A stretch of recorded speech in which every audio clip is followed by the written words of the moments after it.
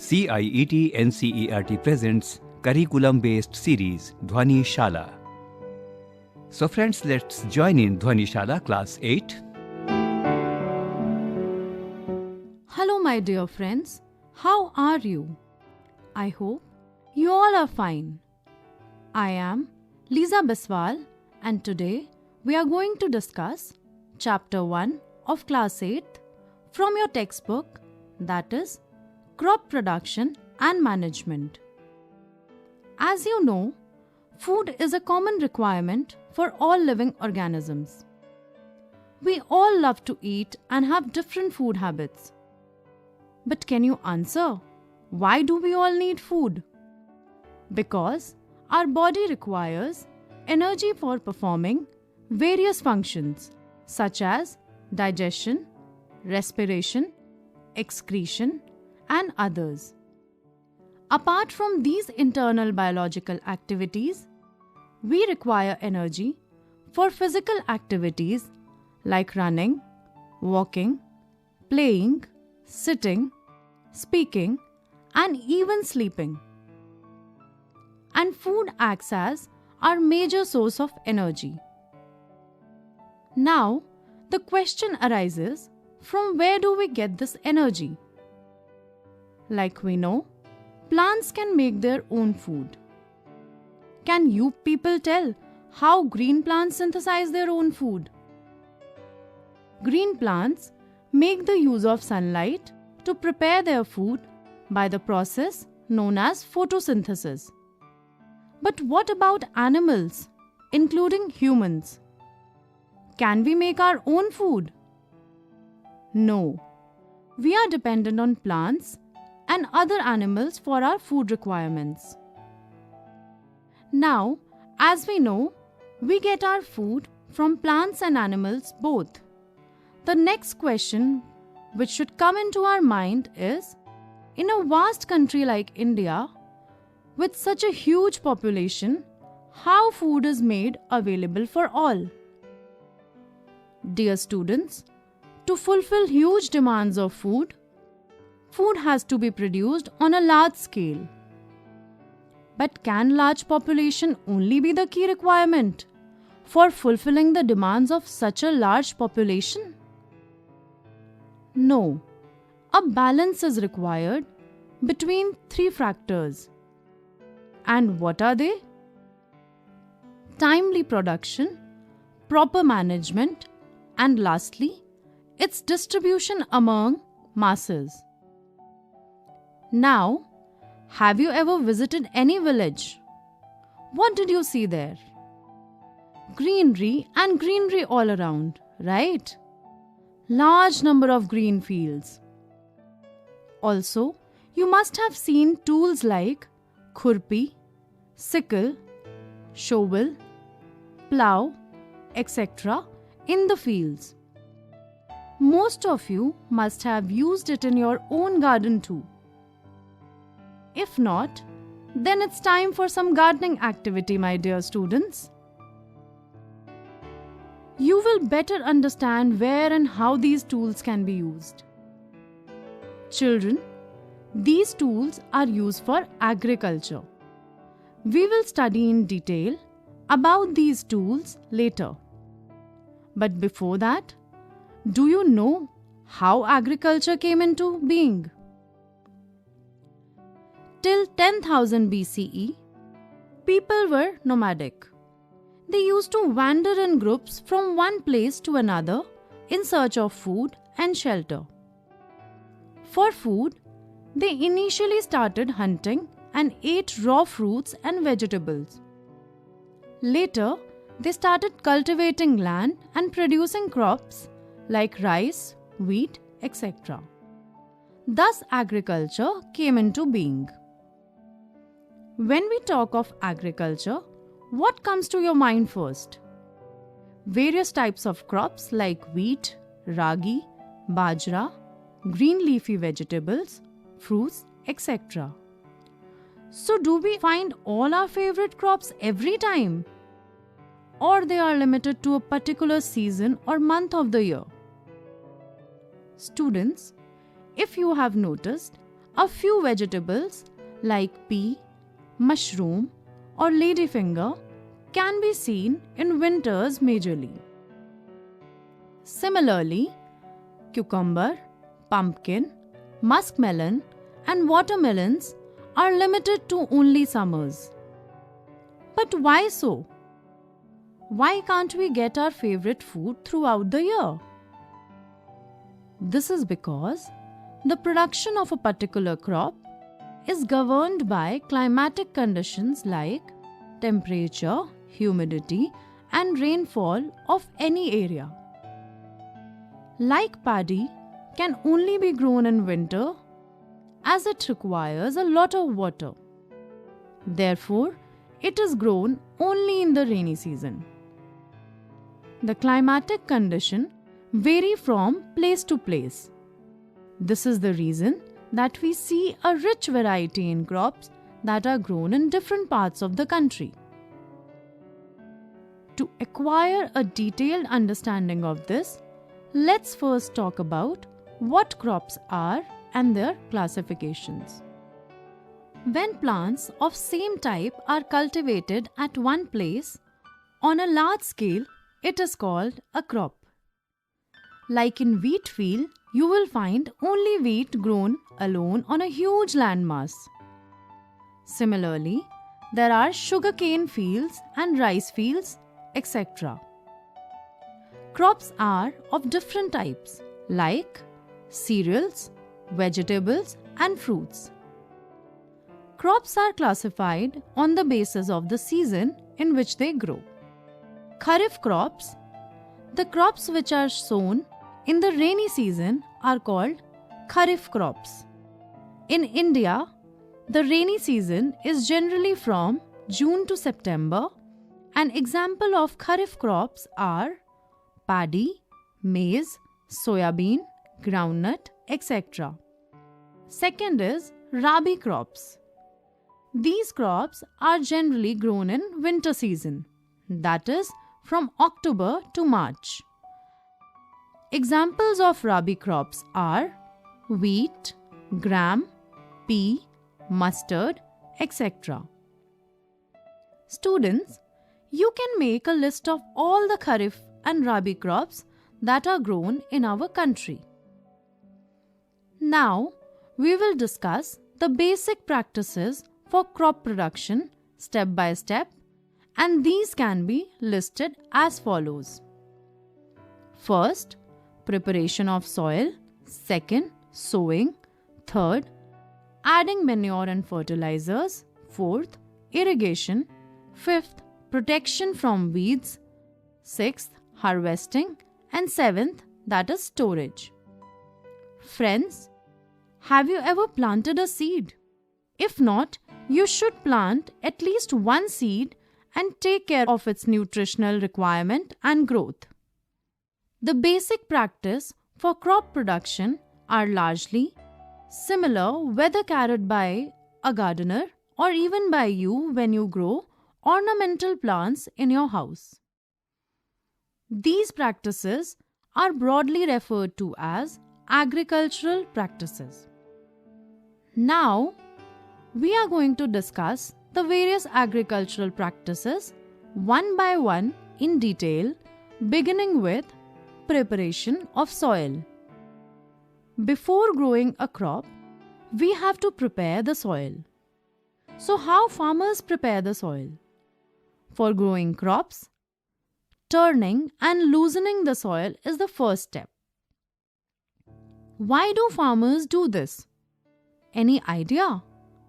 Because it allows the roots to penetrate or grow deep into the soil. We are aware that soil contains minerals, water, air, and some living organisms. Also, dead plants and animals get decomposed by soil organisms. So, all the nutrients in the dead organisms are released back into the soil. And these nutrients are again absorbed by the plants. Only a few centimeters of the top layer of the soil supports plant growth. The turning and loosening of soil brings the nutrient-rich soil to the top so that plants can use these nutrients. Thus, turning and loosening of the soil is an important step for cultivation of crops. Moreover, loose soil allows the roots to breathe easily even when they go deep into the soil. Loosened soil helps in the growth of earthworms and microbes present in the soil. These organisms are considered to be good friends of farmers, since they further turn and loosen the soil and add humus to it. So friends, this process of loosening and turning of the soil is called tilling or plowing. This is done by using a plow. Have you seen plow in the fields? What material are these plow made up of? Exactly. The plow is made up of wood or iron. If the soil is very dry, it may need watering before plowing for smoother plowing. Also, a plowed field may have high clumps of soil called crumbs. It is necessary to break these crumbs for a proper leveling of the field. Leveling is beneficial for sowing as well as for irrigation. So how do the farmers level the soil fields? Leveling of the soil can be done with the help of a leveler. Sometimes manure is also added to the soil before tilling. It facilitates the proper mixing of manure with the soil. Dear students, before we move on to the next important agricultural practice, let's first talk about the tools that are used for the preparation of soil. So we have learnt that before sowing the seed, it is necessary to break soil clumps to get better yield, and it is done by a plow. But there are a few other tools that can be used for breaking the soil clumps. They are hoe and cultivator. Let's learn more about them and begin with the plow. So what is a plow? A plow is an ancient tool which is used for tilling the soil, adding fertilizers to the crops, removing the weeds, and turning the soil. Students, I hope you know what weeds are. Weeds are wild unwanted plants which prevent other plants from growing properly. Plow are generally made up of wood and are drawn by a pair of bulls or other animals like horses and camels. You must have seen this in villages. It contains a strong triangular iron strap called plowshare. The main part of the plow is a long log of wood which is called plow shaft. There is a handle at one end of the shaft. The other end is attached to a beam which is placed on the bull's neck. Plows are operated by a pair of bulls and a man. Nowadays, wooden plows have been replaced by iron plows. Student, if you haven't witnessed a plow till now, must try and see it to aid your understanding. Coming to the next tool, that is the hoe. So my friends, have you seen a hoe? You may recollect seeing a equipment having a long rod of wood or iron. A hoe is a simple tool used for removing weeds and for loosening the soil. A strong, broad and bent plate of iron is fixed to one of its ends and it works like a blade. It is pulled by animals. Moving to the next and the last tool I mentioned, that is cultivator. Nowadays, plugging is done by tractor-driven cultivator. So basically, the use of cultivator saves labor and time. Now, let's move back to where we left. The next agricultural practice after the preparation of soil, that is sowing. For proper sowing, clean and healthy, or broadly speaking, good quality of seeds are essential. Good seeds will result in a better yield. So how do farmers choose seed? To understand this, let's do a small activity. Put a handful of wheat seed in a beaker that is half filled with water and stir it well. After some time, you will notice some seeds will float on water. What do you think about these floating seeds? They are heavier or lighter than the seeds which sink? They are lighter. Damaged seeds become hollow and are thus lighter. Therefore, they float on water. Isn't it a good method for separating good and healthy seeds from the damaged ones? Yes, it is. Students, you might try this activity at your home with gram seeds. Now, we will discuss the tools that are used for sowing. The first tool has a funnel-like shape into which seeds are filled and are then passed down through 2 or 3 pipes having sharp ends. These ends pierce into the soil and place seeds there. This tool is traditionally used for sowing purpose. The second tool is a seed drill.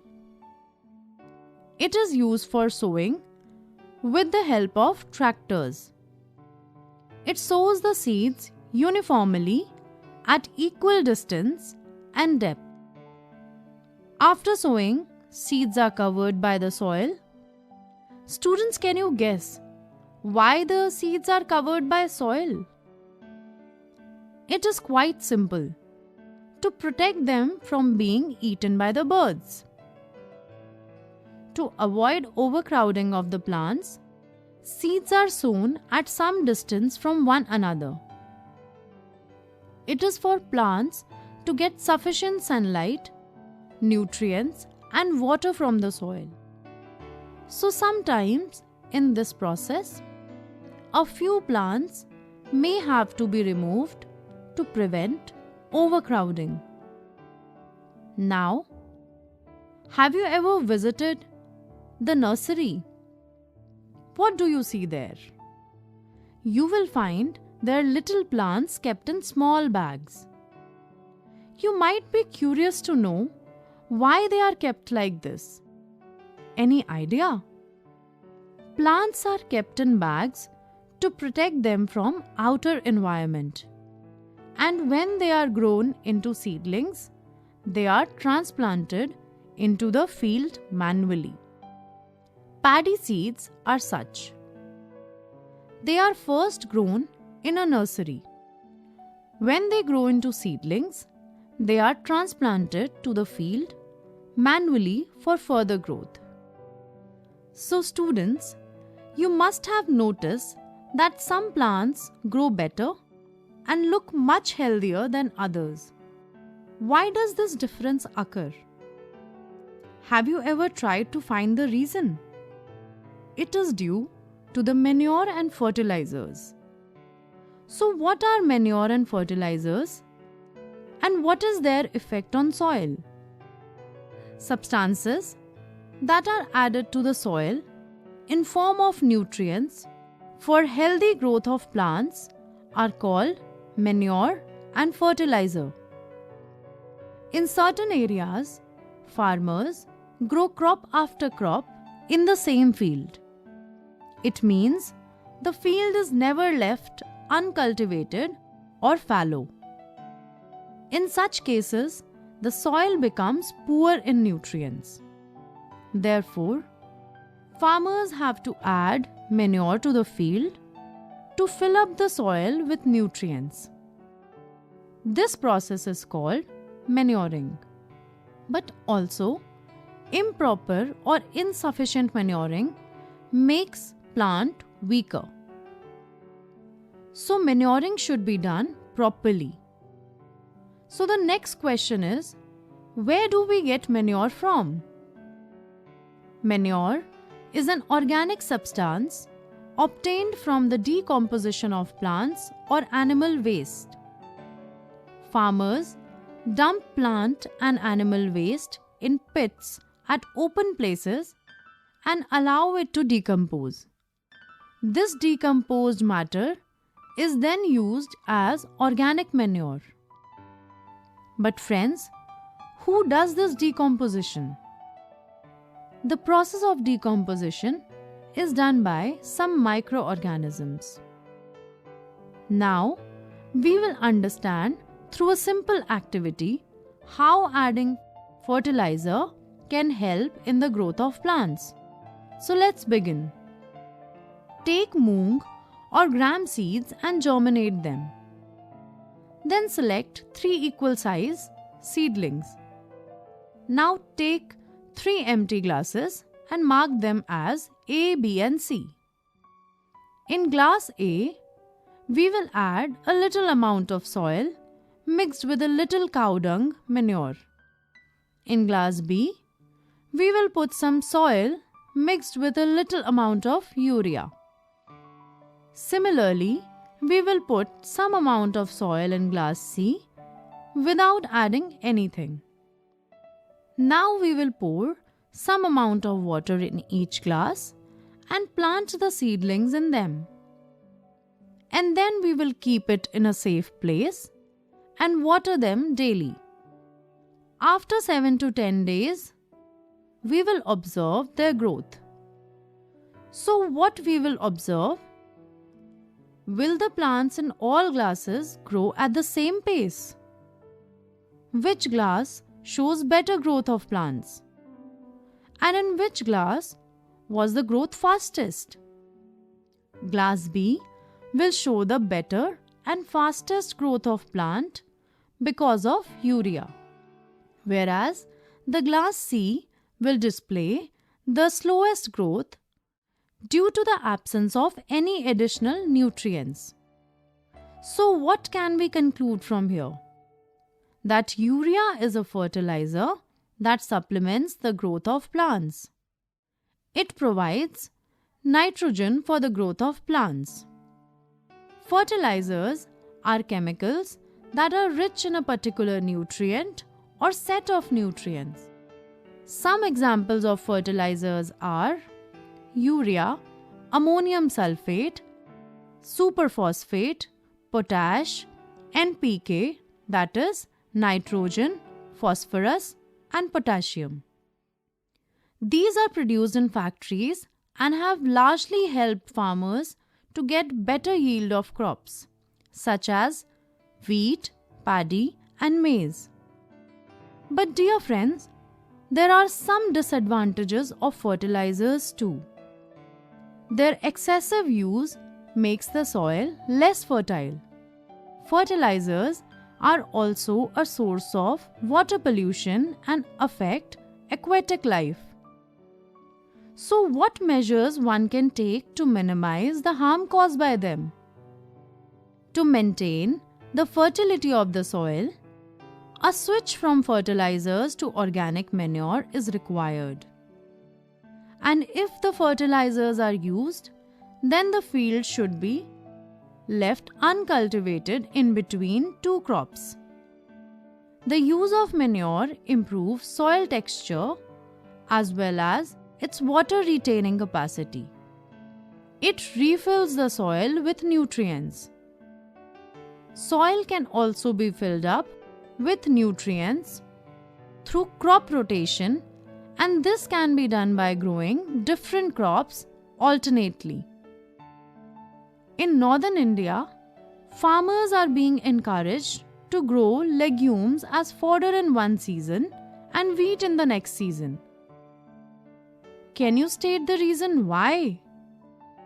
This is because Rhizobium bacteria are present in the roots of leguminous plants, which helps in refillment of the soil with nitrogen. Some of the leguminous plants are beans, peas, soybean, peanuts, and tamarinds. As we have talked about manure and fertilizers, now let's recapitulate the difference between fertilizers and manure. Fertilizer is a man-made inorganic salt, but manure is a natural substance that is obtained by decomposition of cattle, dung, and plant residues. Fertilizer is prepared in factories, but manure can be prepared in fields. Fertilizers does not provide any humus to the soil, but manure provides a lot of humus to the soil. Fertilizers are selectively very rich in plant nutrients like nitrogen, phosphorus, and potassium, whereas manure is relatively less rich in plants. So friends, today we have learnt that food is a common basic requirement for all the living organisms. And to fulfill this need of such a large growing population like in India, we need to adopt certain agricultural practices. These practices are preparation of soil, sowing, adding manure and fertilizer, irrigation, protection from weeds, harvesting, and storage. We have also learnt that in India, crops can be broadly categorized into two types, Rabi and Kharif crops.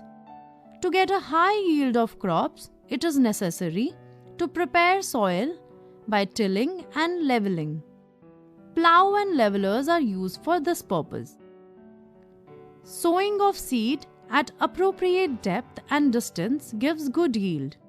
A good variety of seeds are sown after selection of healthy seeds. Lastly, soil needs refillment and enrichment through the use of organic manure and fertilizers.